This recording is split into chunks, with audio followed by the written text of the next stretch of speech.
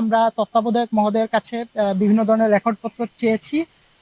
উনি শীঘ্রই রেকর্ডপত্র দিবে। তো উনাদের আমরা যে অভিযান করলাম সেই অভিযানের বিষয়ে রেকর্ডপত্রের আলোকে এবং আমরা যে আজকে যে খাবারের মাপযোগ করলাম বা বিভিন্ন জিনিস সচক্ষে দেখলাম সবকিছুর আলোকে এবং উনার কাছ থেকে সরবরাহকৃত রেকর্ডপত্রের আলোকে বিস্তারিত প্রতিবেদন আমরা দুর্নীতি দমন কমিশন প্রধান কার্যালয় বরাবর শীঘ্রই পেশ করব। ধন্যবাদ আপনাদের। ভাতের যেটা দেখেন স্যার, এটা যদিও চিকন চালের থাকার